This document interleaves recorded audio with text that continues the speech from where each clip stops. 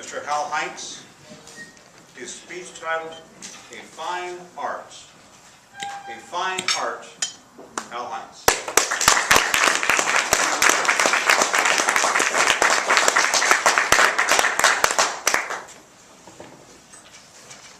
You're all guilty.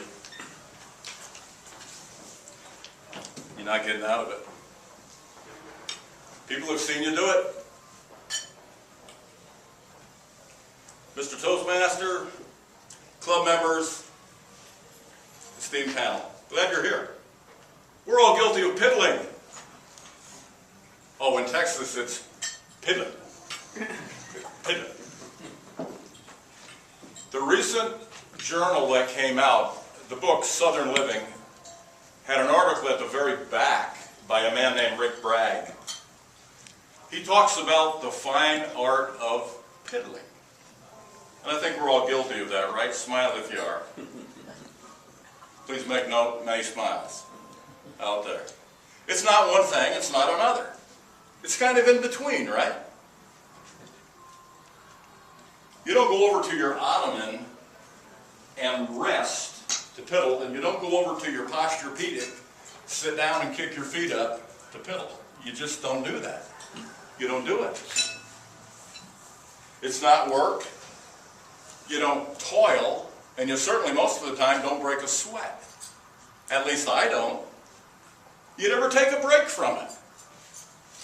When I go out and piddle, I don't have to take a break and tell my wife, hey, I'm going to take a break. You're going to make me lunch and I'm piddling.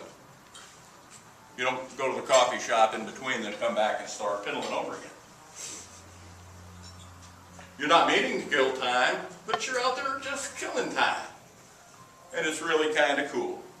You're doing it without effort. You're not even really meaning to do it. That's piddling. What I'm doing with these papers, somebody might say, he's up there piddling as he's trying to do this speech. Well, the time goes away with no regrets. I don't care what you think. Most people don't think what you care, or if you care that you're out piddling. So what?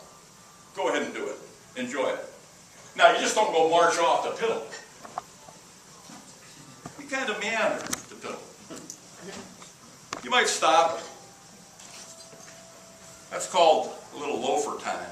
But loafer's another speech, right? But you get around to finally doing it. Now, if you're going to go out and fix a washing machine or repair a slipping transmission or seal a hole in the roof, that's not piddling. That's necessary. You got to do that. You got to do that. But let me tell you something. If you're out there doing these things, it's a necessary labor. Well, piddling is the furthest thing from that. Now, if you want to go out and tinker with your lawnmower in the middle of February, when your grass is deader than a doornail and there's a foot of snow on the ground, you're piddling, right? You're out there, you're piddling. Doing a load of laundry. We all have done this. Or how about changing out a battery in the dead of winter? Is that piddling? No. It's a necessity. We have to do that stuff. Fishing's not piddling.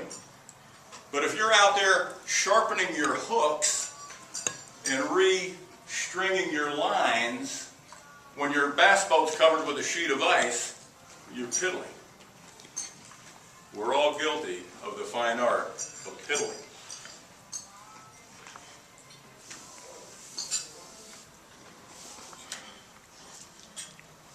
My wife says, you go out there, you do these things, you're gone forever. I don't understand what this piddling is all about. Well, you know, the wife doesn't understand a lot of things about me, and ladies, you may not understand a lot of things about your husband. But piddling's important. We have to do it. In his article, and I have it right here in the Fine Art of Piddling, the man that wrote the article, Rick Bragg, he kind of chuckled at an obituary that he read. And it goes like this. It says, Ellis Ray of Moundville passed away Saturday. He was a loving husband, father, a grandfather who loved to fish and piddle. He'll be greatly missed. Yeah, could that be your epitaph, possibly? I don't know. If my kids would say that I was a fiddler or not when they came to give me a talking to at any type of a service that could be held for me in remembrance, or sorts like this. Piddling can be a thing that you can take your time at and just have a good time doing. For me, it makes the blood pressure go down. It makes me relax. I think it's a good thing. A good thing. If you have an interest in reading the article, Southern Living, February issue, looks like this on your newsstands. The article by Rick Bragg is the last page. You might enjoy reading it. Oh, and by the way, Ellis Ray of Moundville, he was 68 when he died. I don't think he wasted a second. Mr. Toastmaster.